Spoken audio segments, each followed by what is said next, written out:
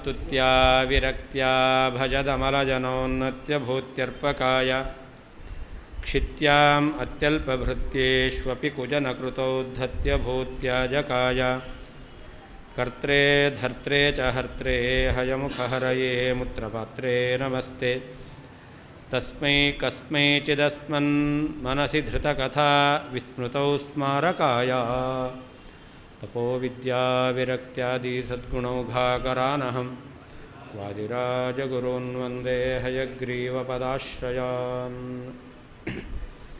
ಮಯ್ಯನಂತಗುಣೇನಂತೆ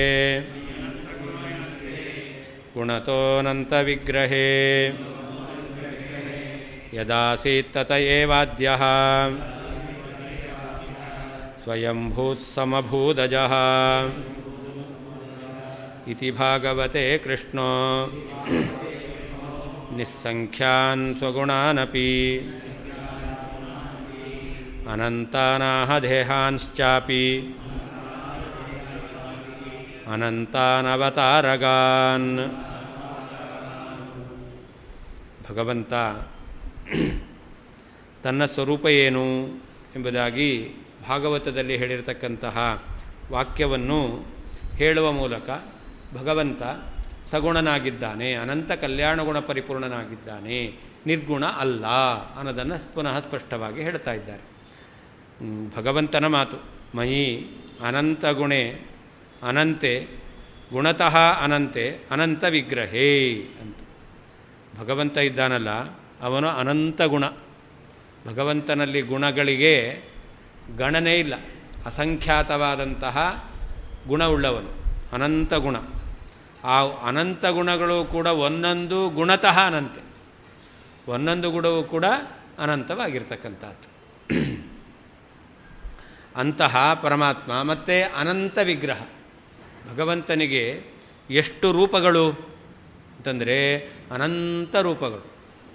ಭಗವಂತನ ರೂಪಗಳು ಇಷ್ಟೇ ಅಂತ ಗಣನೆ ಮಾಡಲಿಕ್ಕೆ ಸಾಧ್ಯ ಆಗ. ನಾವೇನೋ ದಶಾವತಾರ ಶತಾವತಾರ ಎಲ್ಲ ಹೇಳ್ಬೋದು, ಆದರೆ ಭಗವಂತನಿಗೆ ಎಷ್ಟು ರೂಪ ಇದೆ?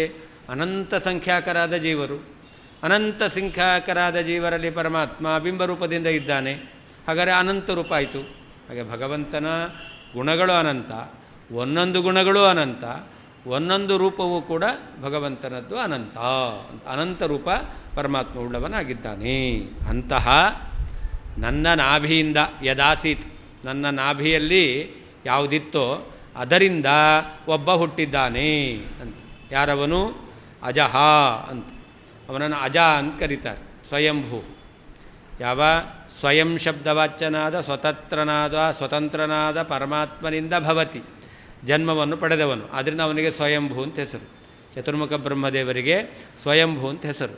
ಯಾಕೆ ಅಂತಂದರೆ ಸ್ವಯಂ ಅಂದರೆ ಸ್ವತಂತ್ರನಾದ ಪರಮಾತ್ಮ, ಅವರಿಂದ ಜನ್ಮವನ್ನು ಪಡೆದವರು, ಅದಕ್ಕೆ ಸ್ವಯಂಭೂ ಅಂತ ಹೆಸರು. ಅಥವಾ ಅಜ ಅಂತ ಹೆಸರು. ಅಜ ಅನ್ನಲಿಕ್ಕೆ ನಜಾಯತೆ ಇತಿ ಅಜ ಅಂತ ಭಗವಂತನಿಗೆ ಹೆಸರು. ಭಗವಂತನಿಗೆ ಅಜ ಆನಂದ ಇಂದ್ರೇಶ ಅಂತ, ಅಜಾಯ ನಮಃ ಅಂತ ಮಾತೃಕಾನ್ಯಾಸದಲ್ಲಿ ಭಗವಂತನನ್ನು ಅಜ ಅಂತ ಹೇಳ್ತೇವೆ. ಅಜ ಅಂದರೆ ಭಗವಂತನಿಗಾಗಬೇಕಾದ್ರೆ ನಜಾಯತೆ ಇತಿ ಅಜ, ಭಗವಂತನಿಗೆ ಜನ್ಮವೇ ಇಲ್ಲ. ಅದೇ ಅಜ ಶಬ್ದವಾಚ್ಯರಾದವರು ಚತುರ್ಮುಖ ಬ್ರಹ್ಮದೇವರು. ಚತುರ್ಮುಖನನ್ನು ಅಜ ಅಂತ ಯಾಕೆ ಕರೆಯೋದು? ಅಶಬ್ದವಾಚ್ಯನಾದ ಭಗವಂತನಿಂದ ಜನ್ಮ ಪಡೆದಿದ್ದಾರೆ. ಹೀಗೆ ಭಗವಂತನೂ ಅಜ, ಬ್ರಹ್ಮನೂ ಅಜ, ಅರ್ಥ ಮಾತ್ರ ಬೇರೆ. ಹಾಗೇ ಭಗವಂತ ಸ್ವಯಂಭೂ, ಚತುರ್ಮುಖರು ಸ್ವಯಂಭೂ. ಭಗವಂತ ಸ್ವಯಂಭೂ ಯಾಕೆ? ಭಗವಂತ ಸ್ವತಂತ್ರನಾದ ಇನ್ನೊಬ್ಬನಿಂದ ಜನ್ಮವನ್ನು ಪಡೆದವನಲ್ಲ, ಸ್ವಯಂಭೂ. ಯಾವತ್ತೂ ಸ್ವತಂತ್ರನಾಗಿಯೇ ಇರ್ತಾನೆ, ಆದ್ದರಿಂದ ಭಗವಂತನನ್ನು ಸ್ವಯಂಭೂ ಅಂತ ಕರೆಯೋದು. ಚತುರ್ಮುಖ ಬ್ರಹ್ಮದೇವರನ್ನು ಸ್ವಯಂಭೂ ಅಂತ ಕರೀತಾರೆ. ಸ್ವಯಂ ಶಬ್ದವಾಚ್ಯನಾದ ಸ್ವತಂತ್ರನಾದ ಪರಮಾತ್ಮನಿಂದ ಜನ್ಮವನ್ನು ಪಡೆದವರು, ಅದರಿಂದಾಗಿ ಚತುರ್ಮುಖನನ್ನು ಸ್ವಯಂಭೂ ಅಂತ ಕರೀತಾರೆ. ಹೀಗೆ ಸ್ವಯಂಭೂ ಶಬ್ದವಾಚ್ಯನಾದಂತಹ ಅಜಶಬ್ದವಾಚ್ಯನಾದಂತಹ ಚತುರ್ಮುಖ ಬ್ರಹ್ಮ ಅವನು ನನ್ನ ನಾಭಿಕಮಲದಿಂದ ಜನ್ಮವನ್ನು ಪಡೆದವನು ಅಂತ ಭಗವಂತ ಹೇಳಿದ್ದಾನೆ. ಯಾರು? ಸ್ವಯಂಭೂ ಅಂತ ಕರೀತಾರೆ. ಸ್ವಯಂಭೂಶ್ಚತುರಾನನಃ ಅಮರಕೋಶ. ಸ್ವಯಂಭೂ ಅಂತ ಚತುರ್ಮುಖನ. ಸಕಲ ಶಬ್ದ ಮುಖ್ಯಾರ್ಥ ಭಗವಂತನೇ. ಅದೇ ಹೇಳಿದ್ದು, ಸ್ವತಂತ್ರನಾದ ಭಗವಂತನಿಂದ ಜನ್ಮವನ್ನು ಪಡೆದವರು. ನಾವು ಭಗವಂತನಿಂದ ಜನ್ಮವನ್ನು ಪಡೆದವರು, ನೇರವಾಗಿ ಅಲ್ಲ.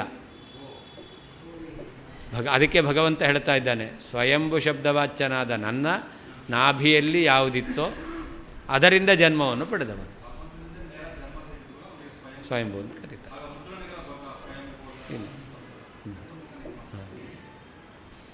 ಹಾಗೆ ಅಜಃ ಅಂತ ಹೆಸರು. ಅಜ ಅಂತಂದ್ರೆ ಅಶಬ್ದವಾಚ್ಯನಾದ ಭಗವಂತನಿಂದ ಜನ್ಮವನ್ನು ಪಡೆದವನು ಅಂದರೆ ಅವನೇ ಅಜ ಅಂತ. ಈ ರೀತಿಯಲ್ಲಿ ಇತಿ ಭಾಗವತೇ ಕೃಷ್ಣ, ಈ ರೀತಿಯಲ್ಲಿ ಕೃಷ್ಣ ಪರಮಾತ್ಮ ಭಾಗವತದಲ್ಲಿ ಸ್ವಗುಣಾನ್ ನಿಸ್ಸಂಖ್ಯಾನ್ ಅನಂತಾನ್ ಆಹ, ತನ್ನ ಗುಣಗಳು ಅನಂತ, ತನ್ನ ಗುಣಗಳಿಗೆ ಸಂಖ್ಯೆ ಇಲ್ಲ, ಇಷ್ಟೇ ಗುಣಗಳು ಎಂಬುದಾಗಿ ಹೇಳಲಿಕ್ಕೆ ಬರೋದಿಲ್ಲ, ಒಂದೊಂದು ಗುಣಗಳು ಕೂಡ ಅನಂತವಾಗಿದೆ ಅಂತ. ಅಷ್ಟೇ ಅಲ್ಲ, ಅವತಾರಗಾನ್ ದೇಹಾಂಶ್ಚಾಪಿ ಅನಂತ, ಭಗವಂತನ ಅವತಾರ ರೂಪಗಳೆಷ್ಟು ಅದು ಕೂಡ ಅನಂತ ಎಂಬುದಾಗಿ ಭಗವಂತ ಹೇಳಿದ್ದಾನೆ. ಆದ್ದರಿಂದ ಭಗವಂತನು ನಿರ್ಗುಣ ಆಗಲಿಕ್ಕೆ ಸಾಧ್ಯ ಇಲ್ಲ.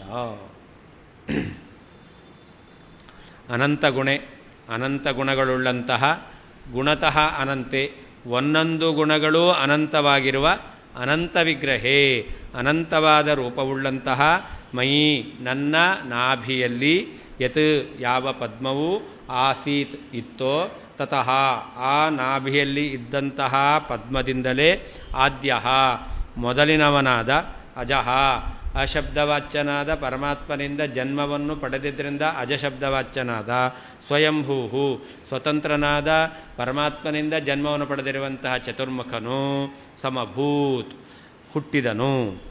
ಇತಿ ಈ ರೀತಿಯಾಗಿ ಕೃಷ್ಣ ಪರಮಾತ್ಮನು ಭಾಗವತೆ ಭಾಗವತದಲ್ಲಿ ಸ್ವಗುಣಾನ್ ತನ್ನ ಗುಣಗಳನ್ನು ನಿಸ್ಸಂಖ್ಯಾನ್ ಸಂಖ್ಯಾರಹಿತವಾದವುಗಳೆಂದು ಅನಂತಾನಪಿ ಅನಂತವಾದವುಗಳೆಂದು ಅವತಾರಗಾನ್ ಅವತಾರದಲ್ಲಿರುವಂತಹ ದೇಹಾಂಶ್ಚಾಪಿ ದೇಹಗಳನ್ನು ಕೂಡ ಅನಂತಾನ್ ಅನಂತ ಸಂಖ್ಯಾಕವಾದವುಗಳೆಂಬುದಾಗಿ ಆಹಾ ಹೇಳಿದ್ದಾನೆ.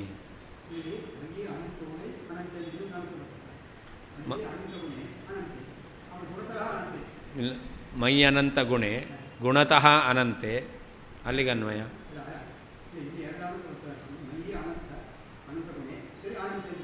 ಅದಕ್ಕೆ ಅರ್ಥ ಅನಂತ ಗುಣೆ, ಅನಂತ ಗುಣಗಳುಳ್ಳಂತಹ ಗುಣತಃ ಅನಂತೆ. ಎಲ್ಲಿದೆ? ಮೂರು ಅನಂತ ಇಲ್ಲಲ್ಲ. ಅನಂತ ಗುಣೆ ಮೈ ಅನಂತ ಗುಣೆ ಅಂತ ಒಂದು. ಅದೇ ಹೇಳಿದ್ದು, ಮೈ ಅನಂತ ಗುಣೆ ಅನಂತ ಗುಣಗಳುಳ್ಳಂತಹ ಒಂದಾಯಿತು. ಗುಣತಃ ಅನಂತೆ ಅಂತಿರೋದು, ಅದನ್ನು ಗುಣತಃ ಅನಂತೆ ಅಂತ. ಒಂದೊಂದು ಗುಣವೂ ಅನಂತವಾಗಿರುವ ಅಂತ ಅರ್ಥ. ಇನ್ನೊಂದೆಲ್ಲಿ? ಅನಂತ ವಿಗ್ರಹೇ ಹಾಂ ಹೌದು, ಅನಂತಃ ಅಂತಿಲ್ಲ ಅಲ್ಲಿ, ಸಮಸ್ತ ಪದ ಅದು. ಗುಣತಃ ಅನಂತೆ ಅಂತ ಒಂದು, ಎರಡು ಅನಂತ ಸಮಸ್ತ. ಮಯಿ ಅನಂತ ಗುಣೆ ಸಮಸ್ತ ಪದ ಅನಂತ ಅನ್ನೋದು. ಗುಣತಃ ಅನಂತೆ ಅಂತ ಬೇರೆ, ಅನಂತ ವಿಗ್ರಹೇ ಅಂತ ಬೇರೆ. ಹೌದು, ಪದಗಳು ಹಾಗೇ ಇರೋದಲ್ಲಿ. ಮಯಿ ಅನಂತ ಗುಣೆ ಅನಂತ ಗುಣಗಳುಳ್ಳಂತಹ ಗುಣತಃ ಅನಂತೆ ಒಂದೊಂದು ಗುಣಗಳು ಅನಂತವಾಗಿರುವ ಅನಂತ ವಿಗ್ರಹೇ ಅನಂತ ರೂಪಗಳುಳ್ಳಂತಹ ಮಯಿ ನನ್ನ ನಾಭಿಯಲ್ಲಿ ಯತ್ ಯಾವ ಪದ್ಮವು ಆಸೀತ್ ಇತ್ತೋ ತತಃ ಆ ನಾಭಿಯಲ್ಲಿ ಇದ್ದ ಪದ್ಮದಿಂದ ಆದ್ಯ ಮೊದಲಿನವನಾದ ಸ್ವಯಂಭೂ ಸ್ವಯಂ ಸ್ವತಂತ್ರನಾದ ಪರಮಾತ್ಮನಿಂದಲೇ ಜನ್ಮವನ್ನು ಪಡೆಯುವಂತಹ ಅಜಃ ಅಶಬ್ದವಾಚ್ಯನಾದ ಭಗವಂತನಿಂದ ಜನ್ಮವನ್ನು ಪಡೆಯುವಂತಹ ಚತುರ್ಮುಖನು ಅಭೂತ್ ಹುಟ್ಟಿದನು, ಸಮಭೂತ್ ಹುಟ್ಟಿದನು. ಇತಿ ಈ ರೀತಿಯಾಗಿ ಕೃಷ್ಣ ಶ್ರೀಕೃಷ್ಣ ಪರಮಾತ್ಮನು ಕೃಷ್ಣ ಅಂದರೆ ಪರಮಾತ್ಮ ಅಂತ ಅರ್ಥ. ಭಾಗವತದಲ್ಲಿ ಸ್ವಗುಣಾನ್ ತನ್ನ ಗುಣಗಳನ್ನು ನಿಸ್ಸಂಖ್ಯಾನ್ ಸಂಖ್ಯಾರಹಿತವಾದವುಗಳನ್ನಾಗಿ ಅನಂತಾನಪಿ ಅನಂತವಾದವುಗಳೆಂಬುದಾಗಿ, ಒಂದೊಂದು ಅನಂತವಾದವುಗಳೆಂಬುದಾಗಿಯೂ, ಅವತಾರಗಾನ್ ಅವತಾರದಲ್ಲಿರತಕ್ಕಂತಹ ಅನಂತಾನ್ ದೇಹಾಂಶ್ಚಾಪಿ ದೇಹಗಳನ್ನು ಕೂಡ ಅನಂತಾನ್ ಅನಂತ ಸಂಖ್ಯಾಕವಾದವುಗಳನ್ನಾಗಿ ಆಹಾ ಹೇಳಿದ್ದಾನೆ.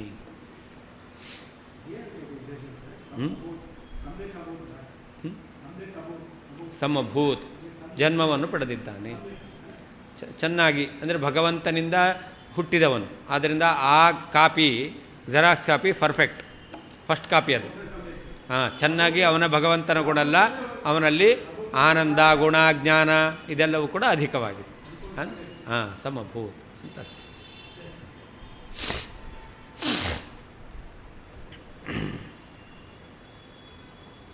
ಅಧುನಾ ಗುಣಾನಾಂ ಅಸಂಖ್ಯಾತತ್ವರೂಪಾನ್ ಆನಂತ್ಯಂ ಪ್ರತ್ಯೇಕಂ ಪರಿಪೂರ್ಣತ್ವಲಕ್ಷಣ ಆನಂತ್ಯಂ ಸ್ವದೇಹಾನಂತ್ಯಂಚ ಸ್ಪಷ್ಟಂ ಪ್ರತಿಪಾದಯತ್ ಸಗುಣಭಗವದ್ವಚನಮಾಹ ಮಯ್ಯನಂತ ಗುಣ ಇತಿ ಅಂತ. ಇಲ್ಲಿ ಮಯ್ಯನಂತ ಗುಣ ಎಂಬತಕ್ಕಂಥದ್ರಲ್ಲಿ ಗುಣಾನಾಂ ಅಸಂಖ್ಯಾತತ್ವ ರೂಪಾನಂತ್ಯಂ, ಭಗವಂತನ ಗುಣಗಳು ಅನಂತ ಅಂದರೆ ಸಂಖ್ಯೆಯಿಂದ ಹೇಳಲಿಕ್ಕೆ ಬರೋದಿಲ್ಲ ಅಂತ ಅಸಂಖ್ಯಾತತ್ವ ರೂಪ ಅನಂತ್ಯಂ. ಭಗವಂತನ ಗುಣಗಳು ಗಣನೆ ಮಾಡಲಿಕ್ಕೆ ಸಾಧ್ಯ ಇಲ್ಲ, ಸಂಖ್ಯೆಯಿಂದ ಹೇಳಲಿಕ್ಕೆ ಸಾಧ್ಯ ಇಲ್ಲ ಎಂಬತಕ್ಕಂತಹ ಅನಂತ್ಯವನ್ನು. ಅಷ್ಟೇ ಅಲ್ಲ, ಪ್ರತ್ಯೇಕಂ ಪರಿಪೂರ್ಣತ್ವ ಲಕ್ಷಣ ಅನಂತ್ಯಂ, ಒಂದೊಂದು ಗುಣಗಳು ಕೂಡ ಪ್ರತ್ಯೇಕವಾಗಿ ಪರಿಪೂರ್ಣವಾಗಿದೆ, ಆದ್ದರಿಂದ ಅನಂತ. ಅನಂತ ಶಬ್ದಕ್ಕೆ ಗಣನೆ ಮಾಡಲಿಕ್ಕೆ ಬರೋದಿಲ್ಲ ಅಂತ ಒಂದರ್ಥ, ಇನ್ನೊಂದು ಆ ಗುಣಗಳು ಅದಕ್ಕೆ ಪರಿಪೂರ್ಣತ್ವ ಇದೆ, ಅದಕ್ಕೆ ಅನಂತ ಅಂತ ಅರ್ಥ. ಪರಿಪೂರ್ಣತ್ವ ಇರೋದರಿಂದ ಅನಂತ ಎಂಬುದಾಗಿ ಅರ್ಥ. ಅಷ್ಟೇ ಅಲ್ಲ, ಸ್ವದೇಹ ಅನಂತ್ಯಂಚ, ಭಗವಂತನ ರೂಪಗಳಿದೆಯಲ್ಲ, ದೇಹಗಳಿದೆಯಲ್ಲ, ಅದು ಅನಂತ. ಗುಣ ಅನಂತ ವಿಗ್ರಹ ಅಂತ ಹೇಳೋದು. ವಿಗ್ರಹ ಅಂದರೆ ದೇಹ, ದೇಹವು ಅನಂತವಾಗಿದೆ ಎಂಬುದಾಗಿ ಸ್ಪಷ್ಟವಾಗಿ ಪ್ರತಿಪಾದನೆ ಮಾಡತಕ್ಕಂತಹ ತನ್ಮೂಲಕ ಸಗುಣ ಭಗವದ್ವಚನ. ಭಗವಂತ ಸಗುಣನಾಗಿದ್ದಾನೆ, ಸಗುಣನಾಗಿರ್ತಕ್ಕಂಥ ಭಗವಂತನೇ ಹೇಳಿರ್ತಕ್ಕಂಥ ಮಾತು. ಇದರಿಂದ ಭಗವಂತನಿಗೆ ಸಗುಣತ್ವ ಎಂಬತಕ್ಕಂಥ ಸಿದ್ಧವಾಗುತ್ತೆ. ಮಯ್ಯನಂತ ಗುಣೇ ಎಂಬತಕ್ಕಂಥ ಶ್ಲೋಕದಿಂದ ಹೇಳ್ತಾ ಇದ್ದಾರೆ.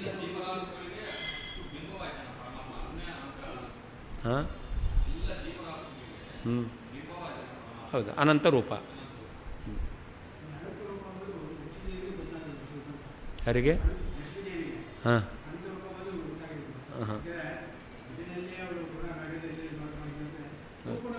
ಹೌದು ಹೌದು. ಆದರೆ ರೂಪಗಳು ಗೊತ್ತಾಗುತ್ತೆ. ಯಾಕೆ ಅಂತಂದರೆ ಎಲ್ಲ ರೂಪಗಳ ಜೊತೆಯಲ್ಲಿ ಲಕ್ಷ್ಮೀ ಇದ್ದಾಳೆ. ಆದ್ದರಿಂದ ಎಲ್ಲ ರೂಪಗಳ ಜೊತೆಯಲ್ಲಿ ಲಕ್ಷ್ಮೀದೇವಿ ಇರೋದರಿಂದ ಭಗವಂತನ ರೂಪಗಳು ಅನಂತ, ಅನಂತ ರೂಪಗಳು ಲಕ್ಷ್ಮೀದೇವಿಗೆ ಗೊತ್ತು. ಆ ಅನಂತ ರೂಪಗಳಲ್ಲಿರೋಂಥ ಅನಂತ ಗುಣಗಳಿದೆಯಲ್ಲ, ಅದು ಗೊತ್ತು. ಅಂದರೆ ಆ ರೂಪದ ಅನಂತ್ಯ ಬೇರೆ, ಗುಣದ ಅನಂತ್ಯ ಬೇರೆ.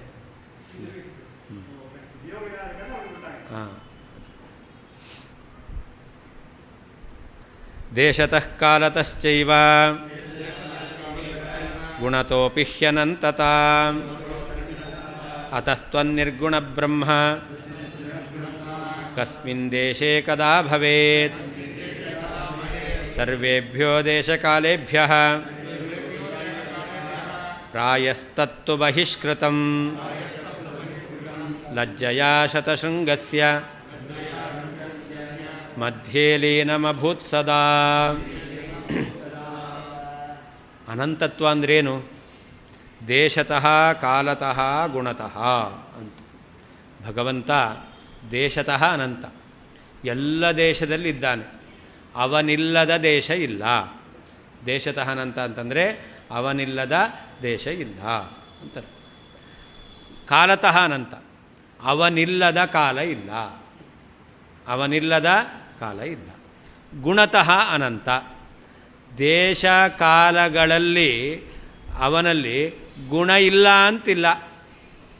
ಅವನಲ್ಲಿರ್ತಕ್ಕಂಥ ಗುಣಗಳು ಅವನಿರುವ ಎಲ್ಲ ದೇಶ ಎಲ್ಲ ಕಾಲಗಳಲ್ಲಿಯೂ ಅವನಲ್ಲಿದೆ. ಅದರಿಂದಾಗಿ ಅಷ್ಟೇ ಅಲ್ಲ, ಆ ಗುಣಗಳು ಅನಂತ ಸಂಖ್ಯಾಕವಾದದ್ದು, ಒಂದೊಂದು ಗುಣವೂ ಕೂಡ ಪೂರ್ಣವಾದದ್ದು. ಹೀಗೆ ಒಂದೊಂದು ಗುಣಗಳೂ ಪೂರ್ಣವಾಗಿದೆ. ಅಂತಹ ಪೂರ್ಣವಾದ ಅನಂತ ಗುಣಗಳನ್ನು ಅನಂತ ದೇಶ ಕಾಲಗಳಲ್ಲಿರುವ ರೂಪಗಳಲ್ಲಿ ಭಗವಂತ ಹೊಂದಿದ್ದಾನೆ. ಆದ್ದರಿಂದಾಗಿ ತ್ವತ್ ನಿರ್ಗುಣ ಬ್ರಹ್ಮ ಕದಾ ಸ್ಯಾತ್, ನೀನು ಹೇಳುವಂತಹ ನಿರ್ಗುಣ ಬ್ರಹ್ಮ ಯಾವಾಗಿದ್ದಾನೆ ಹೇಳು.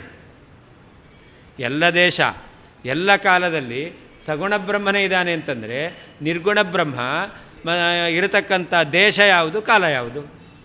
ಯಾರು ಒಬ್ಬ ಇದ್ದಾರೆ ಅಂತಂದರೆ ಅವನಿಗೆ ಈ ದೇಶದಲ್ಲಿ ಇದ್ದಾನೆ ಅಂತ ಹೇಳಬೇಕು, ಮತ್ತು ಈ ಪೀರಿಯಡಲ್ಲಿದ್ದ ಅಂತ ಹೇಳಬೇಕು. ನಿರ್ಗುಣನಾದ ಬ್ರಹ್ಮ ಅಲ್ಲಿ ಯಾವ ದೇಶದಲ್ಲಿದ್ದಾನೆ, ನಿರ್ಗುಣನಾದಂಥ ಬ್ರಹ್ಮ ಯಾವ ಪೀರಿಯಡಲ್ಲಿದ್ದಾನೆ ಹೇಳು, ಯಾವ ಕಾಲದಲ್ಲಿದ್ದಾನೆ, ಹೇಳಲಿಕ್ಕಾಗೋದೇ ಇಲ್ಲ. ಅದರಿಂದಾಗಿ ನಿರ್ಗುಣ ಬ್ರಹ್ಮ ಇರಲಿಕ್ಕೆ ಸಾಧ್ಯವೇ ಇಲ್ಲ. ಅಪಹಾಸ್ಯ ಮಾಡ್ತಾರೆ. ಆ ನಿರ್ಗುಣ ಬ್ರಹ್ಮ ಇದ್ದಾನಲ್ಲ ಅವನು ಲಜ್ಜೆಯ ಶತಶೃಂಗಸ್ಯ ಮಧ್ಯೆ ಲೀನಮಭೂತು ಅಂತ. ಅವನು ಶಶಶೃಂಗದ ಮಧ್ಯದಲ್ಲಿ ಶಶವಿಷಾಣದ ಮಧ್ಯದಲ್ಲಿ ನಾಚಿಕೆಯಿಂದ ಅವನು ಅಡಗಿಕೊಂಡು ಹೋದ ಅಂತ. ಅಂದರೆ ಏನರ್ಥ? ಶಶವಿಷಾಣ ಯಾವ ರೀತಿಯಲ್ಲಿ ಇಲ್ಲವೇ ಇಲ್ಲವೋ ಹಾಗೆ ನಿನ್ನ ನಿರ್ಗುಣ ಬ್ರಹ್ಮನೂ ಕೂಡ ಇಲ್ಲವೇ ಇಲ್ಲ ಅಂತ. ಅದಕ್ಕೆ ಸರ್ವೇಭ್ಯ ದೇಶಕಾಲೇಭ್ಯ ಪ್ರಾಯ ತತ್ ಬಹಿಷ್ಕೃತಂ ಅಂತ. ಎಲ್ಲ ದೇಶಕಾಲಗಳಿಂದ ಬಹಿಷ್ಕೃತನಾಗಿರ್ತಕ್ಕಂಥವನು ನಿರ್ಗುಣ ಬ್ರಹ್ಮ. ಎಲ್ಲ ಯಾರನ್ನಾದರೂ ಬಹಿಷ್ಕಾರ ಹಾಕಿದ್ರೆ ಅವನೇನು ಮಾಡ್ತಾನೆ? ಮುಖ ತೋರಿಸ್ಲಿಕ್ಕೆ ನಾಚಿಕೆ ಆಗುತ್ತೆ. ಆದ್ದರಿಂದ ಅವನೇನು ಮಾಡ್ತಾನೆ? ಎಲ್ಲಾದರೂ ಅಡಗಿಕೊಂಡಿರ್ತಾನೆ. ಹಾಗೆ ನಿರ್ಗುಣ ಬ್ರಹ್ಮನೂ ಕೂಡ ದೇಶಕಾಲಗಳಿಂದ ಬಹಿಷ್ಕೃತನಾದವನು.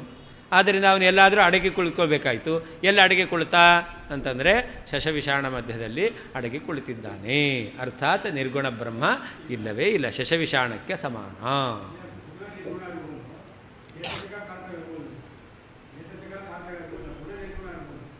ಏನು ಏನ? ಹಾಂ, ಎಲ್ಲ ದೇಶದಲ್ಲಿ ಎಲ್ಲ ಕಾಲದಲ್ಲಿ ಗುಣಪೂರ್ಣನಾದವನು ಇರಬೇಕಾದ್ರೆ,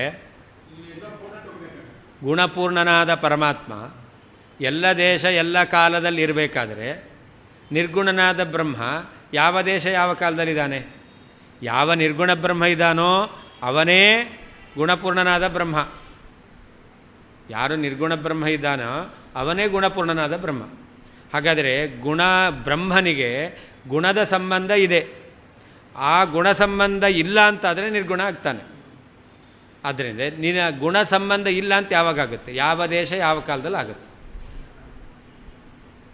ಯಾವ ದೇಶ ಯಾವ ಕಾಲದಲ್ಲಿ ಗುಣ ಸಂಬಂಧ ಇಲ್ಲ ಅಂತ ಆಗುತ್ತೆ. ಹೌದು, ಇಲ್ಲವೇ ಇಲ್ಲ. ಆದ್ದರಿಂದ ನಿರ್ಗುಣ ಬ್ರಹ್ಮ ಇಲ್ಲವೇ ಇಲ್ಲ. ಈ ರೀತಿಯಲ್ಲಿ ಯಾರಾದರೂ ಬಹಿಷ್ಕೃತರಾಗಿದ್ದಾರೆ ಅಂತಂದರೆ ಅವರಿಗೆ ನಾಚಿಕೆಯಾಗಿ ಎಲ್ಲಾದರೂ ಅಡಗಿ ಕುಳಿತುಕೊಳ್ತಾರೆ. ಹಾಗೆ ಈ ನಿರ್ಗುಣ ಬ್ರಹ್ಮನೂ ಕೂಡ ಅವನು ದೇಶ ಕಾಲಗಳಿಂದ ಬಹಿಷ್ಕೃತನಾದ. ಅರ್ಥಾತ್ ಯಾವ ದೇಶದಲ್ಲಿಯೂ ಯಾವ ಕಾಲದಲ್ಲಿಯೂ ನಿರ್ಗುಣ ಬ್ರಹ್ಮ ಇದ್ದಾನೆ ಅಂತ ಹೇಳಲಿಕ್ಕೆ ಬರೋದಿಲ್ಲ. ಅದರಿಂದಾಗಿ ಅವನು ಕೂಡ ನಾಚಿಕೆ ಆಯಿತು, ಎಲ್ಲಾದರೂ ಅಡಗಿ ಕೂತ್ಕೊಳ್ಬೇಕು. ಎಲ್ಲಿ ಅಡಗಿ ಕುಳಿತ?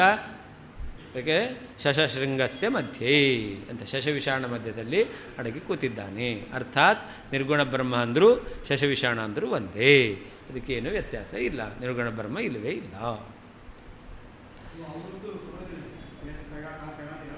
ಹಾಂ, ಅವ್ರು ಹೇಳೋದು ಎಲ್ಲ ಕಾಲದಲ್ಲಿ ಎಲ್ಲ ದೇಶದಲ್ಲಿ ನಿರ್ಗುಣ ಬ್ರಹ್ಮ ಅಂತ ಹೇಳ್ತಾರೆ.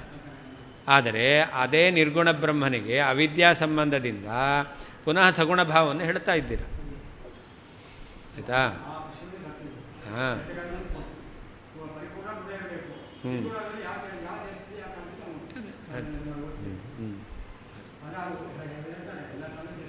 ಹೌದೌದು. ಆ ನಿರ್ಗುಣ ಬ್ರಹ್ಮ ವ್ಯಾಪ್ತ ಅಂತ ಹೇಳ್ತಾರೆ ಅವರು. ನಿರ್ಗುಣ ಬ್ರಹ್ಮನನ್ನು ಹಾಂ, ಅದೇನೇ ವಿರೋಧ ಅಂತ ನಾವು ಹೇಳೋದು. ಹಾಂ, ನಿರಾಕಾರ. ಹಾಂ, ಆಕಾಶ ಇಲ್ವಾ? ಆಕಾಶ ಇಲ್ವಾ? ಏನು ಆಕಾರ ಇದೆ? ಹಾಂ, ಆಕಾಶ ಹಾಗೆ ಅವನು ನಿರಾಕಾರ. ಆದರೆ ವೇದಗಳೆಲ್ಲ ಇತಿಹಾಸ ಪುರಾಣಗಳೆಲ್ಲ ಆ ನಿರಾಕಾರ ಅನ್ನಲಿಕ್ಕೆ ಅರ್ಥ ಸರ್ವಥಾ ಆಕಾರರಹಿತ ಅಂತ ಅರ್ಥ ಅಲ್ಲ, ಪ್ರಾಕೃತಿಕ ಆಕಾರರಹಿತ ಅಂತ ಅರ್ಥ. ಹಾಂ, ಅದರಿಂದ ಭಗವಂತನಿಗೆ ಅನಂತ ವಿಗ್ರಹ ಇದೆ ಅಂತ ಹೇಳ್ತಾ ಇದೆ.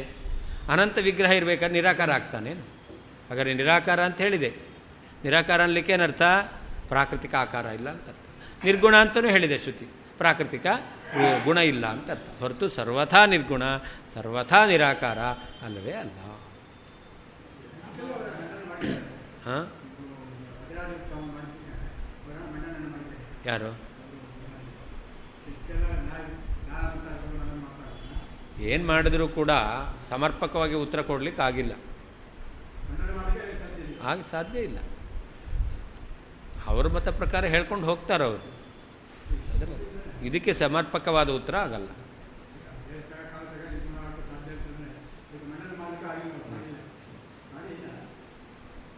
ಆಗೋದೇ ಇಲ್ಲ ಅಂತ.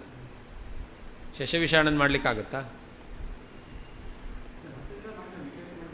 ಹಾಂ, ಅದೇ ಹೇಳಿದ್ದು, ಅಲ್ಲಿ ಮಾಡಿದ್ದು ಕೂಡ ಸಮರ್ಪಕವಾಗಿಲ್ಲ ಅಂತ ಹೇಳ್ತಾ ಇರೋದು.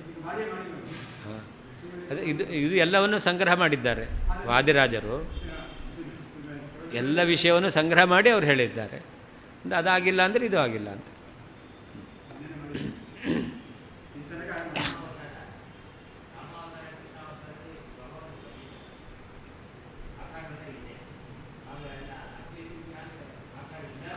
ಅದೆಲ್ಲ ವ್ಯಾವಹಾರಿಕವಾದದ್ದು, ಮಿಥ್ಯಾಭೂತವಾದದ್ದು. ಅದೇ ಭಗವಂತನ ಮೂಲತಃ ನಿರಾಕಾರ, ಇದು ಸಗುಣ ಬ್ರಹ್ಮ. ಇವನು ಸಗುಣ ಬ್ರಹ್ಮನಿಗೆ ಮಿಥ್ಯಾಭೂತನಾದವನು, ಆಕಾರ ಮಿಥ್ಯಾಭೂತವಾದದ್ದು. ಹೌದೌದು. ಅನಂತತ, ಅನಂತತ್ವವೆಂದರೆ ದೇಶತಃ ದೇಶದಿಂದ, ಕಾಲತಶ್ಚೈವ ಕಾಲದಿಂದಲೂ, ಗುಣತೋಪಿ ಗುಣದಿಂದಲೂ ಕೂಡ ಇರುವಿಕೆ. ಅತಃ ಆದ್ದರಿಂದ, ತ್ವನ್ನಿರ್ಗುಣ ಬ್ರಹ್ಮ ನೀನು ಹೇಳುವಂತಹ ನಿರ್ಗುಣ ಬ್ರಹ್ಮನು ಕಸ್ಮಿನ್ ಯಾವ ದೇಶೇ ಪ್ರದೇಶದಲ್ಲಿ, ಕದಾ ಯಾವಾಗ, ಭವೇತ್ ಇರುತ್ತಾನೆ. ತತ್ತು ಆ ನಿರ್ಗುಣ ಬ್ರಹ್ಮನಾದರೂ ಸರ್ವೇಭ್ಯ ಎಲ್ಲ, ದೇಶಕಾಲೇಭ್ಯ ದೇಶಕಾಲಗಳಿಂದಲೂ, ಪ್ರಾಯ ಪೂರ್ಣವಾಗಿ, ಬಹಿಷ್ಕರಿಸಲ್ಪಟ್ಟವನಾಗಿ, ಲಜ್ಜೆಯ ನಾಚಿಕೆಯಿಂದ, ಶಶಶೃಂಗಸ್ಯ ಮಧ್ಯೆ ಶಶವಿಷಾಣದ ಮಧ್ಯದಲ್ಲಿ, ಸದಾ ಯಾವಾಗಲೂ ಲೀನಮಭೂತ್ ಅಡಗಿ ಕುಳಿತಿದ್ದಾನೆ, ಅಡಗಿದ್ದಾನೆ. ಅನಂತತ ಅನಂತತ್ವವು ದೇಶತಃ ದೇಶದಿಂದ, ಕಾಲತಃ ಕಾಲದಿಂದ, ಗುಣತಃ ಗುಣದಿಂದ ಉಂಟಾಗ್ತಾ ಇದೆ. ಅತಃ ಆದ್ದರಿಂದ, ತ್ವನ್ನಿರ್ಗುಣ ಬ್ರಹ್ಮ ನೀನು ಹೇಳುವಂತಹ ನಿರ್ಗುಣ ಬ್ರಹ್ಮನು ಕಸ್ಮಿನ್ ಯಾವ ದೇಶೇ ಪ್ರದೇಶದಲ್ಲಿ, ಕದಾ ಯಾವಾಗ, ಭವೇತ್ ಇದ್ದಾನೆ. ತತ್ತು ಆ ನಿರ್ಗುಣ ಬ್ರಹ್ಮನು ಸರ್ವೇಭ್ಯ ಎಲ್ಲ ದೇಶಕಾಲೇಭ್ಯ ದೇಶಕಾಲಗಳಿಂದಲೂ, ಪ್ರಾಯ ಸಂಪೂರ್ಣವಾಗಿ, ಬಹಿಷ್ಕರಿಸಲ್ಪಟ್ಟವನಾಗಿ, ಲಜ್ಜೆಯ ನಾಚಿಕೆಯಿಂದ, ಶಶಶೃಂಗಸ್ಯ ಮಧ್ಯೆ ಶಶವಿಷಾಣದ ಮಧ್ಯದಲ್ಲಿ, ಸದಾ ಯಾವಾಗಲೂ ಲೀನಮಭೂತ್ ಅಡಗಿದ್ದಾನೆ, ಅರ್ಥಾತ್ ಇಲ್ಲವೇ ಇಲ್ಲ. ಶಶಶೃಂಗಸ್ಯ ಮಧ್ಯೆ ಲೀನಮಭೂತ್, ಶಶಶೃಂಗಪ್ರಾಯಮಭೂತ್ ಇತಿ ಭಾವ. ಶಶಶೃಂಗದ ಮಧ್ಯದಲ್ಲಿ ಲೀನ ಆಯಿತು ಅಂದರೆ ಏನರ್ಥ? ಶಶಶೃಂಗದ ಮಧ್ಯದಲ್ಲಿ ಸೇರಿಕೊಂಡಿದ್ದಾರೆ, ಅರ್ಥಾತ್ ಅದು ಇಲ್ಲವೇ ಇಲ್ಲ ಅಂತ. ಉತ್ತರಾರ್ಧಸ್ಯತು ಅಯಮರ್ಥ, ಅಲ್ಲಿ ಹಿಂದೆ ಯದಾಸೀತ್ ತಥಯೇವಾದ್ಯ ಸ್ವಯಂಭೂ ಸಮಬೋಧಜ ಅಂತಿತ್ತು. ಅದರ ಉತ್ತರಾರ್ಧಕ್ಕೆ ಏನರ್ಥ? ಮಯಿ ಮಮ ದೇಹೇ ಯತ್ ಪದ್ಮಮಾಸೀತ್, ಯದಾಸೀತ್ ತಥಯೇವಾದ್ಯ ಅಂತಿದೆ ಅಲ್ಲಿ. ಯದಾಸೀತ್ ಮಯಿ ಅಂತ, ನನ್ನಲ್ಲಿ ಅಂದರೆ ನನ್ನ ದೇಹೇ, ಯದಾಸೀತ್ ಯತ್ ಪದ್ಮಮಾಸೀತ್ ಅಂತ ಅರ್ಥ. ಯಾವ ಪದ್ಮ ಇತ್ತೋ, ತತಃ ಅಂದರೆ ಪದ್ಮಾತ್, ಸ್ವಯಂಭೂ ಸ್ವಯಮೇವ ಅಭೂತ್, ನತು ಸ್ವೇನ ಸಹ ಅನ್ಯೋಪಿ ಅಭೂತ್. ಒಬ್ಬನೇ ಹುಟ್ಟಿದ್ದು, ಜೊತೆಯಲ್ಲಿ ಇನ್ಯಾರೂ ಕೂಡ ಬ್ರಹ್ಮನ ಜೊತೆಯಲ್ಲಿ ಹುಟ್ಟಲಿಲ್ಲ. ಅದರ ಸ್ವಯಮೇವ ಅಭೂತ್, ತಾನೇ ಹುಟ್ಟಿದ್ದಾನೆ. ನತು ಸಹ ಸ್ವೇನ ಸಹ ಅನ್ಯ ಅಪಿ ಉತ್ಪನ್ನ, ಬ್ರಹ್ಮನ ಜೊತೆಯಲ್ಲಿ ಇನ್ನೊಬ್ಬ ಜನ್ಮವನ್ನು ಪಡೆದಿಲ್ಲ. ಇತಿ ಸ್ವಯಂಭೂ ಶಬ್ದವಾಚ್ಯ, ಒಬ್ಬನೇ ಹುಟ್ಟಿದ. ಇಲ್ಲಿ ಸ್ವತಂತ್ರನಾದ ಭಗವಂತನಿಂದ ಜನ್ಮ ಪಡೆದವನು ನಾನು ಅರ್ಥ ಹೇಳಿದೆ. ಅದು ಒಂದರ್ಥ. ಇಲ್ಲಿ ಒಬ್ಬನೇ ಹುಟ್ಟಿದ, ಇನ್ನೊಬ್ಬರು ಹುಟ್ಟಿಲ್ಲ ಅಂತರ್ಥ. ಅಂತಹ ಅಜಃ ಸಮಭೂತ್, ಅಜ ಶಬ್ದವಾಚ್ಯನಾದ ಚತುರ್ಮುಖ ಹುಟ್ಟಿದ್ದಾನೆ ಅಂತರ್ಥ.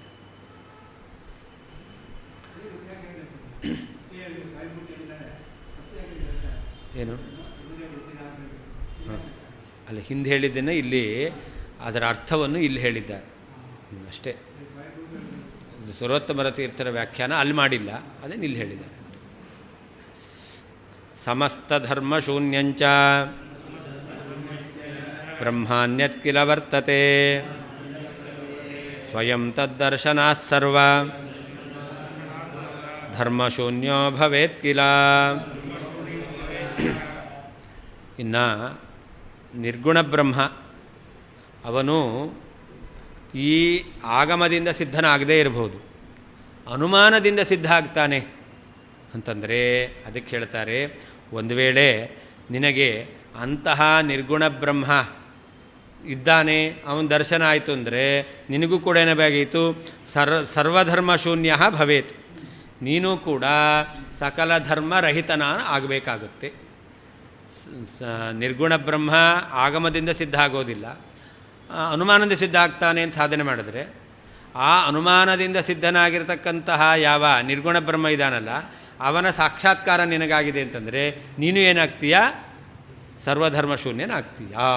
ಅರ್ಥಾತ್ ಅಂತಹ ನಿರ್ಗುಣ ಬ್ರಹ್ಮ ಸಿದ್ಧ ಆಗಲಿಕ್ಕೆ ಸಾಧ್ಯವೇ ಇಲ್ಲ.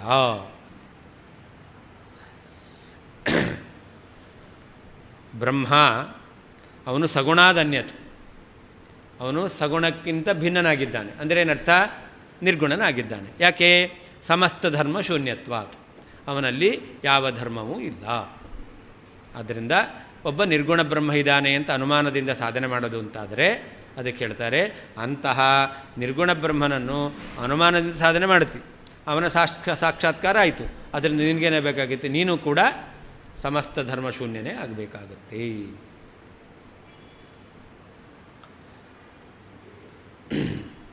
ಸಮಸ್ತ ಧರ್ಮ ಶೂನ್ಯಂ, ಸಕಲ ಧರ್ಮರಹಿತನಾದ್ದರಿಂದ ಬ್ರಹ್ಮನು ಅನ್ಯತ್ ಸಗುಣಗಿಂತ ಭಿನ್ನನಾಗಿದ್ದಾನೆ, ನಿರ್ಗುಣನಾದವನು ವರ್ತತೆ ಕಿಲ ಇದ್ದಾನಷ್ಟೇ ಅಂತ ನೀನು ಹೇಳೋದು ಅಂತಾದರೆ ತದ್ದರ್ಶನಾತ್, ಅವನ ದರ್ಶನದಿಂದ ಸ್ವಯಂ ತಾನೂ ಸಹ ಸರ್ವಧರ್ಮ ಶೂನ್ಯಂ, ಸಕಲ ಧರ್ಮ ರಹಿತನಾಗಿಯೇ ಭವೇತ್ ಕಿಲ ಆಗಬೇಕಾಗುತ್ತದಷ್ಟೇ. ಸಮಸ್ತ ಧರ್ಮ ಶೂನ್ಯಂ, ಸಕಲ ಧರ್ಮರಹಿತನಾದ್ದರಿಂದ ಬ್ರಹ್ಮನು ಅನ್ಯತ್ ಸಗುಣನಿಗಿಂತ ಭಿನ್ನನಾಗಿದ್ದಾನೆ, ನಿರ್ಗುಣನಾಗಿರ್ತಕ್ಕಂಥವನು ವರ್ತತೆ ಕಿಲ ಇದ್ದಾನಷ್ಟೇ ಎಂಬುದಾಗಿ ನೀನು ಅನುಮಾನದಿಂದ ನಿರ್ಗುಣ ಬ್ರಹ್ಮನನ್ನು ಸಾಧನೆ ಮಾಡೋದು ಅಂತಾದರೆ ತದ್ದರ್ಶನಾತ್, ಅಂತಹ ನಿರ್ಗುಣ ಬ್ರಹ್ಮನ ಸಾಕ್ಷಾತ್ಕಾರದಿಂದ ಸ್ವಯಂ ನೀನು ಕೂಡ ಸರ್ವಧರ್ಮ ಶೂನ್ಯ, ಸಕಲ ಧರ್ಮರಹಿತನಾದವನು ಭವೇತ್ ಕಿಲ ಆಗಬೇಕಾಗುತ್ತದೆ. ನನು ಮಾಭೂದಾಗಮೇನೇನ ನಿರ್ಗುಣ ಬ್ರಹ್ಮಸಿದ್ಧಿ, ವೇದವಾಕ್ಯಗಳಿಂದ ಅಥವಾ ಪೌರುಷೇಯ ವಾಕ್ಯಗಳಿಂದ ನಿರ್ಗುಣ ಬ್ರಹ್ಮ ಸಿದ್ಧ ಆಗೋದು ಬೇಡ. ಅನುಮಾನೇನ ಭವಿಷ್ಯತಿ, ಅನುಮಾನದಿಂದ ನಿರ್ಗುಣ ಬ್ರಹ್ಮನನ್ನು ಸಾಧನೆ ಮಾಡ್ತೇವೆ. ಬ್ರಹ್ಮ ನಿರ್ಗುಣಂ ಸಮಸ್ತ ಧರ್ಮಶೂನ್ಯತ್ವ ಅಂತ ಅನುಮಾನವನ್ನು ಹೇಳಿ ಬ್ರಹ್ಮನಲ್ಲಿ ಯಾವ ಗುಣವೂ ಇಲ್ಲ ಅಂತ ಹೇಳ್ತೇವೆ ಅಂತಂದರೆ ಇತ್ಯಾಶಂಕ್ಯ, ಈ ರೀತಿಯಲ್ಲಿ ಆಕ್ಷೇಪ ಮಾಡಿ ದೂಷಯತಿ, ದೋಷವನ್ನು ಹೇಳ್ತಾ ಇದ್ದಾರೆ ಸಮಸ್ತ ಧರ್ಮ ಶೂನ್ಯ ಅಂತಕ್ಕಂಥ ವಾಕ್ಯದಿಂದ. ವ್ಯತಿರೇಕೇಣ ಘಟವತ್, ವ್ಯತಿರೇಕ ದೃಷ್ಟಾಂತ ಇಟ್ಕೋಬೋದು. ವ್ಯತಿರೇಕೇಣ ಘಟವತ್, ಘಟದಲ್ಲಿ ಘಟತ್ವ ಧರ್ಮ ಇದೆ, ಸರ್ವಧರ್ಮ ಶೂನ್ಯತೆ ಇಲ್ಲ. ಅದು ಸಗುಣಕ್ಕಿಂತ ಬೇರೆ ಅಲ್ಲ, ಸಗುಣವೇ ಅದು. ಹೇತ್ವಭಾವ, ಸಾಧ್ಯಾಭಾವ ಹೇತ್ವಭಾವ ಎರಡೂ ಇದೆ. ಎಲ್ಲಿ ಸಗುಣತ್ವಾಭಾವ ಇದೆಯೋ, ಸಗುಣ ಅಲ್ಲ ಅಂತಲ್ಲವೋ, ಸಗುಣ ಆಗಿದೆಯೋ, ಸಗುಣಕ್ಕಿಂತ ಅನ್ಯ ಅಲ್ಲವೋ ಅಂದರೆ ಸಗುಣ ಆಗಿದೆಯೋ, ಘಟ ಸಗುಣ ಆಗಿದೆ, ಅಲ್ಲೇನಿದೆ ಸರ್ವಧರ್ಮ ಶೂನ್ಯತ್ವ ಅಭಾವ ಇದೆ, ಘಟತ್ವ ಧರ್ಮ ಇದೆ. ಯತ್ರ ಯತ್ರ ಸಾಧ್ಯಾಭಾವ ತತ್ರ ತತ್ರ ಹೇತ್ವಭಾವ ಅಂತ ವ್ಯತಿರೇಕ ವ್ಯಾಪ್ತಿ ನೋಡಿ. ಹಾಂ ಹಾಂ ಅದಕ್ಕೆ ನಾವೇನು ಹೇಳೋದು, ನಿರ್ಗುಣತ್ವ ಅಭಾವವನ್ನು ಹೇಳೋದು ವ್ಯತಿರೇಕ ವ್ಯಾಪ್ತಿ. ನಿರ್ಗುಣ ಅಂತ ಸಾಧನೆ ಮಾಡಿದಾಗ ವ್ಯತಿರೇಕ ವ್ಯಾಪ್ತಿ ಅಂದರೆ ನಿರ್ಗುಣತ್ವ ಅಭಾವ, ಸಗುಣ. ಘಟದಲ್ಲಿ ಸಗುಣತ್ವ ಇದೆ, ಸರ್ವಧರ್ಮ ಶೂನ್ಯತ್ವ ಇಲ್ಲ, ಅಂದರೆ ವ್ಯತಿರೇಕ ವ್ಯಾಪ್ತಿ ಅಂತ ಹೇಳಬೇಕು. ಈಗ ಜೀವಶರೀರಂ ಸಾತ್ಮಕಂ ಪ್ರಾಣಾದಿಮತ್ವಾತ್ ಅಂತಿದೆ. ಇಲ್ಲಿಗ ಅನ್ವಯ ವ್ಯಾಪ್ತಿ ಹೇಳಲಿಕ್ಕೆ ಬರಲ್ಲ. ಯಾವುದ್ಯಾವುದು ಸಾತ್ಮಕತ್ವ, ಎಲ್ಲೆಲ್ಲಿ ಪ್ರಾಣಾದಿಮತ್ವ ಇದೆಯೋ ಅಲ್ಲಿ ಸಾತ್ಮಕತ್ವ ಇದೆ ಅಂತ ಹೇಳಲಿಕ್ಕೆ ಬರಲ್ಲ. ಯಾಕೆ ಜೀವಶರೀರ ಎಲ್ಲವೂ ಕೂಡ ಪಕ್ಷ ಭಿನ್ನವಾದ ಸಾಧ್ಯ ಹೇತುಗಳು ನಿಶ್ಚಯವಾಗಿರ್ತಕ್ಕಂಥದ್ದು ಇಲ್ಲವೇ ಇಲ್ಲ. ಅಲ್ಲಿ ವ್ಯತಿರೇಕ ವ್ಯಾಪ್ತಿಯನ್ನು ಹೇಳಬೇಕು. ಹಾಗೆ ಇಲ್ಲೂ ಕೂಡ ವ್ಯತಿರೇಕ ವ್ಯಾಪ್ತಿ. ಪೃಥ್ವಿ ಇತರ ಭಿನ್ನ ಗಂಧವತ್ವ ಅಂತ ಅನುಮಾನ ಇದೆ. ಇದು ವ್ಯತಿರೇಕ ವ್ಯಾಪ್ತಿ, ಅನ್ವಯ ವ್ಯಾಪ್ತಿ ಹೇಳಲಿಕ್ಕೆ ಬರಲ್ಲ. ಹೌದು, ವ್ಯತಿರೇಕ ವ್ಯಾಪ್ತಿ ನಮ್ಮ ಮತ ಪ್ರಕಾರ ಸಾಕ್ಷಾತ್ತಾಗಿ ಅನುಮಾನಕ್ಕೆ ಅದು ಸಹಕಾರಿ ಅಲ್ಲ. ಅದು ಅನ್ವಯ ವ್ಯಾಪ್ತಿ ದ್ವಾರ ಸಹಕಾರಿ ಆಗುತ್ತೆ. ಹಾಂ, ಪ್ರಾಣಾದಿಮತ್ವಂ ಸಾತ್ಮಕತ್ವೇನ ವ್ಯಾಪ್ತಂ ಅಂತ, ತದಭಾವ ವ್ಯಾಪಕೀಭೂತ ಅಭಾವ ಪ್ರತಿಯೋಗಿತ್ವಾತ್ ಅಂತ, ಈ ರೀತಿಯಲ್ಲಿ ಅದು ಅನ್ವಯ ವ್ಯಾಪ್ತಿಯನ್ನು ನಾವು ಹೇಳ್ತೇವೆ. ತದ್ದರ್ಶನಾತ್ ಸಮಸ್ತ ಧರ್ಮ ಶೂನ್ಯ ಬ್ರಹ್ಮ ಅಪರೋಕ್ಷ ಜ್ಞಾನಾತ್, ಸಮಸ್ತ ಧರ್ಮ ಗುಣರಹಿತನಾದಂತಹ ಬ್ರಹ್ಮನ ಸಾಕ್ಷಾತ್ಕಾರ ಆಗಿದೆ. ಅಂದರೆ ನಿನಗೂ ಏನಾಗಬೇಕು? ಸರ್ವಧರ್ಮ ಶೂನ್ಯತ್ವ ಎಂಬತಕ್ಕಂಥದ್ದು ಬರಬೇಕಾದೀತು. ಯಾವ ಗುಣ ಇಲ್ಲ ಅಂತ ನೀನು ಆಗಬೇಕಾಗುತ್ತೆ. ಯದಾ ಮಾನೇನ ತೇನೇದಂ ಸಾಧ್ಯತೆ ಮೋಕ್ಷಸಿದ್ಧಯೇ ದೃಶ್ಯತೆ ಚ ತದಾ ಮಾನಂ ಮೇಯತಾ ಜ್ಞಾನದೃಶ್ಯತಾ ಇತಿ ಧರ್ಮದ್ವಯಂ ಪ್ರಾಪ್ತಂ ತತ್ಪದೇನ ಚ ವಾಚ್ಯತಾ ಲಕ್ಷ್ಯತಾ ವಾ ಯತೋ ವಶ್ಯಂ ತೇನ ಪ್ರಾಪ್ತಾ ಪದಾರ್ಥತಾ. ಪುನಃ ಹೇಳ್ತಾರೆ, ನಿರ್ಗುಣ ಬ್ರಹ್ಮ ಸಿದ್ಧಿಯಾಗಬೇಕು ಅಂತ ನಿನಗೆ ಅಪೇಕ್ಷೆ ಇದೆ.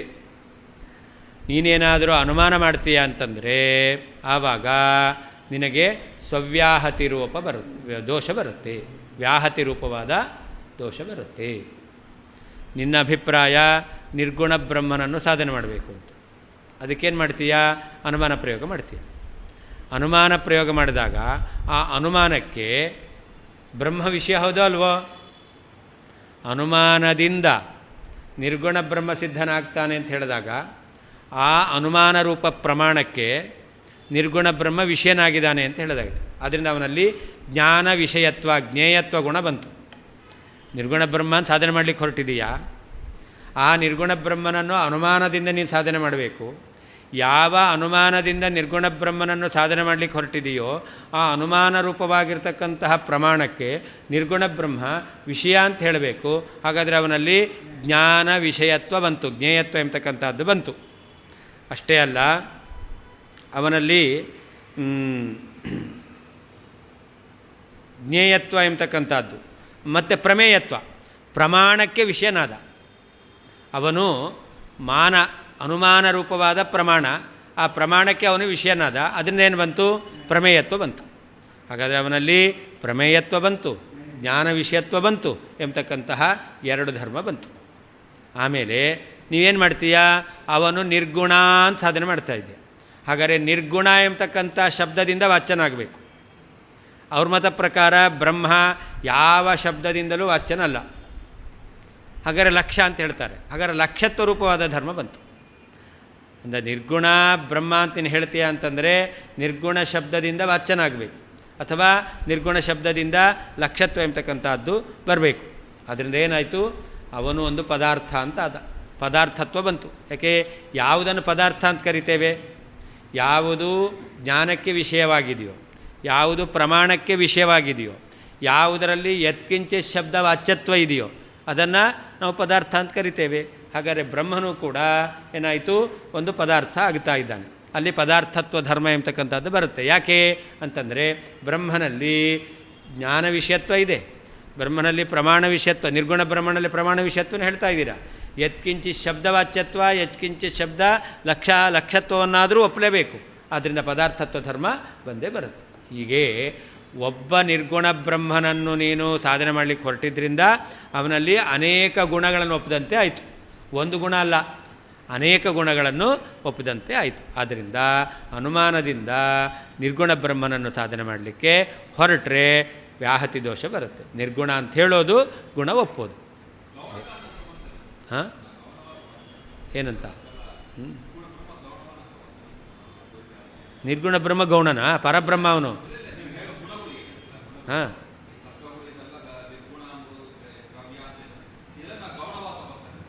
ಹಾಗಾದರೆ ನಿರ್ಗುಣನಲ್ಲಿ ಏನಿಲ್ಲ, ನಿರ್ಗುಣತ್ವ ಇಲ್ಲ ಅಂತಾಯಿತು. ನಿರ್ಗುಣತ್ವ ಅನ್ನೋದೊಂದು ಗುಣ ಇದೆಯಲ್ಲ, ನಿರ್ಗುಣದಲ್ಲಿ ನಿರ್ಗುಣತ್ವ ಅಂದರೆ ಏನರ್ಥ? ಅದು ಗೌಣ ಆಗೋದು ಹೇಗೆ? ನಿರ್ಗುಣನಲ್ಲಿ ನಿರ್ಗುಣತ್ವ ಆದರೂ ಪ್ರಧಾನವಾಗಿರಬೇಕಲ್ಲ. ನಿರ್ಗುಣತ್ವವೇ ಇಲ್ಲ ಅಂತಾದರೆ ನಿರ್ಗುಣ ಆಗೋದು ಹೇಗೆ?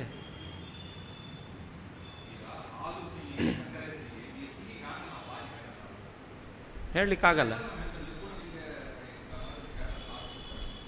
ಅದೇ ನೀವು ಪ್ರತ್ಯೇಕವಾಗಿ ಹೇಳಿದಿದ್ರು ಕೂಡ ಹಾಲಿನ ಸಿಹಿ, ಸಕ್ಕರೆಯ ಸಿಹಿ ಅಂತ ಹೇಳ್ತಿರೋ ಇಲ್ಲ? ಎರಡೂ ಸಿಹಿ ಹೇಳಲಿಕ್ಕಾಗ ಶಾಸ್ತ್ರದಲ್ಲಿದೆ. ಶಾಸ್ತ್ರದಲ್ಲಿ ಹಾಲಿನ ಸಿಹಿಗೆ ಬೇರೆ, ಸಕ್ಕರೆ ಸಿಹಿಗೆ ಬೇರೆ ಶಬ್ದ ಎಂಬತಕ್ಕಂಥದ್ದು ಇದೆ. ಅಂದರೆ ಅದು ಹೇಳಲಿಕ್ಕೆ ಬರೋದಿಲ್ಲ, ನಮಗೆ ಹೇಳಲಿಕ್ಕೆ ಬರಲ್ಲ, ನಮಗೆ ಗೊತ್ತಿಲ್ಲ ಅಷ್ಟೇ ಹೊರತು ಹೇಳಲಿಕ್ಕೆ ಸಕ್ಕರೆಯದು ಮಾಧುರ್ಯ ಅಂತ ಕರೀತಾರೆ.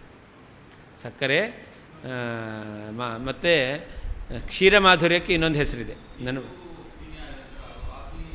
ಯಾವುದು? ಹೌದು, ಅದರ ಮಾಧುರ್ಯ ಬೇರೆ. ಹಾಂ, ಅಂದರೆ ಒಂದೊಂದರಲ್ಲಿರ್ತಕ್ಕಂಥ ಮಾಧುರ್ಯವೂ ಕೂಡ ಬೇರೆ ಬೇರೆ, ಅದರಿಂದಾಗಿ ಬೇರೆ ಶಬ್ದವಾಚ್ಯವೂ ಆಗಿದೆ. ಅಂದರೆ ಯಾವುದು ಪ್ರಮೇಯವೋ ಅದು ಶಬ್ದವಾಚ್ಯ ಆಗಿರುತ್ತೆ. ಯಥಾರ್ಥ ಜ್ಞಾನಕ್ಕೆ ವಿಷಯ ಆಗಿದೆ ಅಂತಂದರೆ ಅದನ್ನು ಹೇಳ್ತಕ್ಕಂಥ ಒಂದು ಶಬ್ದ ಇದೆ.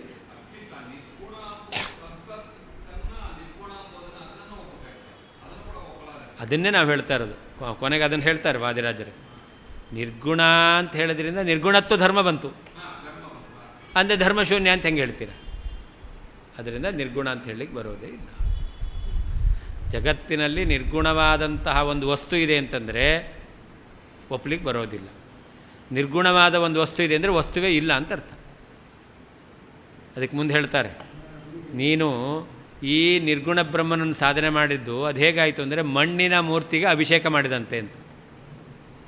ಮಣ್ಣಿನ ಮೂರ್ತಿಗೆ ಅಭಿಷೇಕ ಮಾಡಿದ್ರೆ ಏನಾಗುತ್ತೆ? ಮಣ್ಣೇ ಕರಗೋಗುತ್ತೆ, ಮೂರ್ತಿಯೇ ಇಲ್ಲ ಅಂತ ಆಗೋಗುತ್ತೆ. ಹಾಗೆ ನೀನು ನಿರ್ಗುಣ ಬ್ರಹ್ಮನನ್ನು ಸಾಧನೆ ಮಾಡಲಿಕ್ಕೆ ಹೊರಟಿದೀಯ. ಆದರೆ ನಿರ್ಗುಣ ಬ್ರಹ್ಮನ ಸಾಧನೆ ಮಾಡ್ತೀನಿ ಅಂತಂದರೆ ಮಣ್ಣಿನ ಮೂರ್ತಿಗೆ ಅಭಿಷೇಕ ಮಾಡಿದಾಗ ಮೂರ್ತಿಯೇ ಇಲ್ಲ ಅಂತ ಆಗೋಗುತ್ತಲ್ಲ, ಹಾಗೆ ನಿನ್ನ ನಿರ್ಗುಣ ಬ್ರಹ್ಮನೇ ಇಲ್ಲ ಅಂತ ಆಗುತ್ತೆ. ಯಾಕೆ? ನಿರ್ಗುಣ ಬ್ರಹ್ಮ ಗುಣರಹಿತನಾದ ಇರಲಿಕ್ಕೆ ಸಾಧ್ಯವೇ ಇಲ್ಲ ಅಂತ.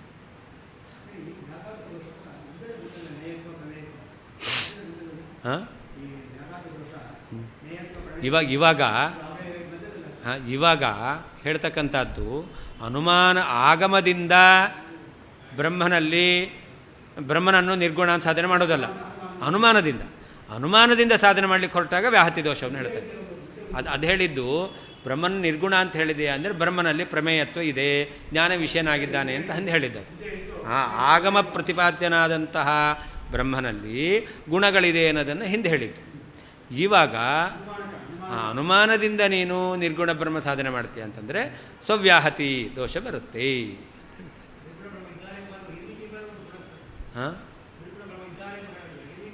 ಅದೊಂದು ಗುಣ, ಒಂದು ಅಸ್ತಿತ್ವ ಗುಣ ಬಂತು. ಅದರಿಂದಾಗಿ ನಿರ್ಗುಣ ಎಂಬತಕ್ಕಂಥದ್ದು ಸಾಧನೆ ಮಾಡ್ತೀಯ ಅಂತಂದರೆ ಆವಾಗ ನಿರ್ಗುಣ ಆಗಲಿಕ್ಕೆ ಸಾಧ್ಯವೇ ಇಲ್ಲ. ಒಂದು ವೇಳೆ ನಿರ್ಗುಣ ಅಂತ ಹೇಳ್ತೀಯ ಅಂದರೆ ಇಲ್ಲ ಅಂತ ಹೇಳಬೇಕಾಗುತ್ತೆ, ಆ ವಸ್ತುವೇ ಇಲ್ಲ ಅಂತ ಹೇಳಬೇಕಾಗುತ್ತೆ. ಅಂದರೆ ನಿರ್ಗುಣನಿಗೆ ಅಸ್ತಿತ್ವ ಹೇಳ್ತೀಯ ಅಂತಂದರೆ ನಿರ್ಗುಣ ಆಗಲಿಕ್ಕೆ ಸಾಧ್ಯ ಇಲ್ಲ.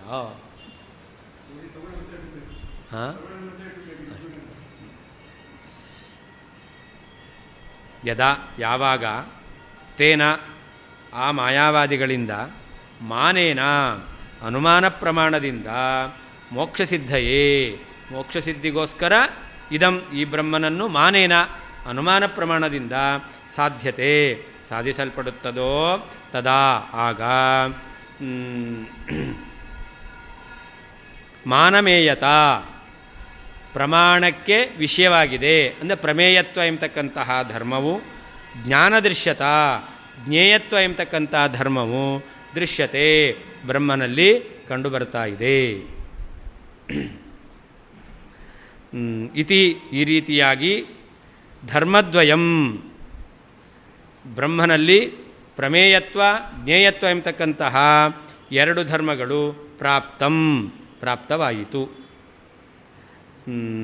ತತ್ಪದೇನ ಚ ಆ ನಿರ್ಗುಣ ಎಂಬತಕ್ಕಂಥ ಶಬ್ದದಿಂದ ವಾಚ್ಯತ್ವವನ್ನಾಗಲಿ ಲಕ್ಷ್ಯತ್ವವನ್ನಾಗಲಿ ಯತಃ ಯಾವ ಕಾರಣದಿಂದ ಅವಶ್ಯವಾಗಿ ಸ್ವೀಕಾರ ಮಾಡಬೇಕೋ ತೇನ ಆದ್ದರಿಂದ ಪದಾರ್ಥತ್ವವು ಸಿದ್ಧವಾಗುತ್ತದೆ.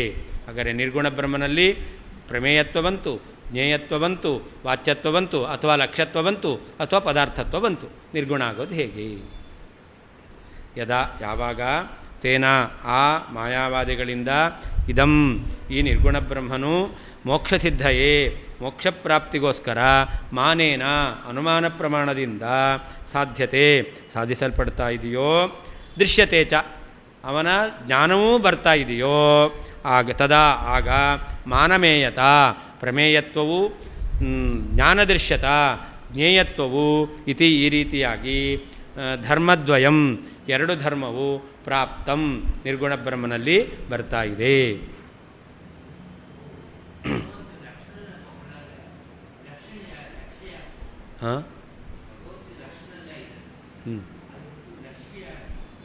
ಬ್ರಹ್ಮನೇ ಲಕ್ಷ್ಯ. ಯಾರಿಗೆ ಲಕ್ಷಣವನ್ನು ಹೇಳ್ತೇವೋ ಅವನು ಲಕ್ಷ್ಯ. ಭಗವಂತನಿಗೆ ಲಕ್ಷಣವನ್ನು ಹೇಳ್ತೇವೆ ಅಂದರೆ ಭಗವಂತ ಲಕ್ಷ್ಯ. ತತ್ಪದೇನ ಚ ಆ ನಿರ್ಗುಣ ಎಂಬತಕ್ಕಂಥ ಶಬ್ದದಿಂದ ವಾಚ್ಯತ್ವವು ಲಕ್ಷ್ಯತ್ವವು ಯತಃ ಯಾವ ಕಾರಣದಿಂದ ಅವಶ್ಯವಾಗಿ ಸ್ವೀಕಾರ ಮಾಡಲೇಬೇಕೋ ತೇನ ಆದ್ದರಿಂದ ಪದಾರ್ಥತ್ವವು ನಿರ್ಗುಣ ಬ್ರಹ್ಮನಲ್ಲಿ ಬರುತ್ತದೆ. ಕಿಂಚ ಮಾನೇನ ನಿರ್ಗುಣ ಬ್ರಹ್ಮ ಸಿದ್ಧಿಂ ಅಭಿಲಷತಃ ಪ್ರಮಾಣದಿಂದ ನಿರ್ಗುಣ ಬ್ರಹ್ಮ ಸಿದ್ಧಿಯಾಗಬೇಕು ಅಂತ ಅಭಿಪ್ರಾಯಪಡ್ತಕ್ಕಂತಹ ನಿನಗೆ ಸ್ವವ್ಯಾಹತಿ ಪರಂಪರಾಂ ಸ್ವವ್ಯಾಹತಿ ಎಂಬತಕ್ಕಂಥದ್ದು ಪರಂಪರೆ ಬರುತ್ತೆ ಎಂಬುದಾಗಿ ಹೇಳ್ತಾ ಇದ್ದಾರೆ ಯದಾ ಎಂಬತಕ್ಕಂಥ ವಾಕ್ಯದಿಂದ. ತೇನ ಅಂದರೆ ಮಾಯಾವಾದಿನ ಅಂತರ್ಥ. ಇದಂ ಅಂತಂದರೆ ನಿರ್ಗುಣತ್ವಂ ಮಾನೇನ ಸಾಧ್ಯತೆ. ನಿರ್ಗುಣ ಬ್ರಹ್ಮನನ್ನು ಅನುಮಾನದಿಂದ ಅವರು ಸಾಧನೆ ಮಾಡ್ತಾರೆ. ಮೋಕ್ಷಸಿದ್ಧೆಯೇ ಯಾತಕ್ಕೋಸ್ಕರ? ಮೋಕ್ಷಿಗೋಸ್ಕರ. ಹಾಗಾದರೆ ಮುಕ್ತೈ ದೃಶ್ಯತೆ ಮುಕ್ತರಿಂದ ಆ ನಿರ್ಗುಣ ಬ್ರಹ್ಮ ನೋಡಲ್ಪಡ್ತಾನೆ.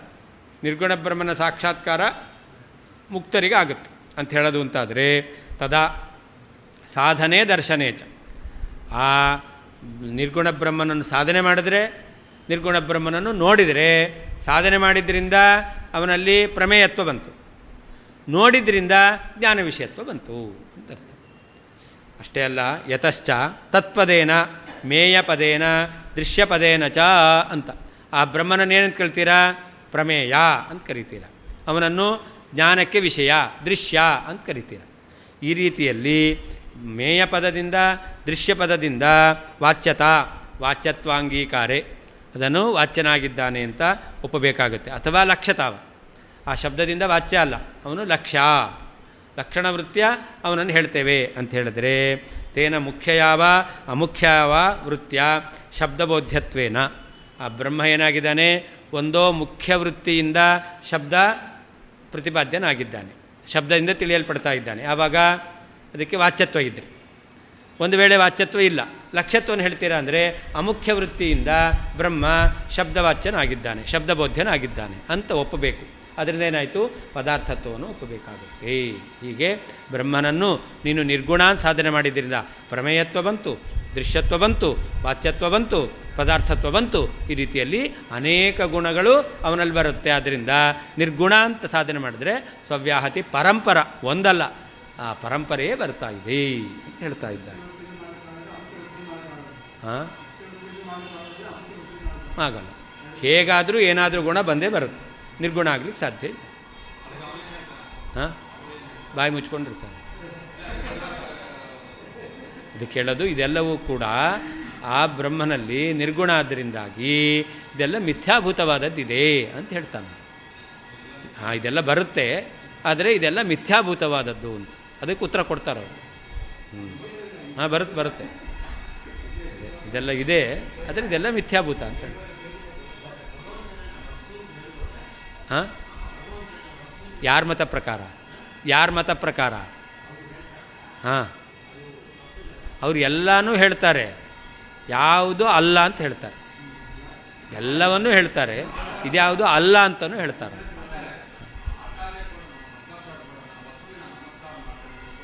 ಹೌದು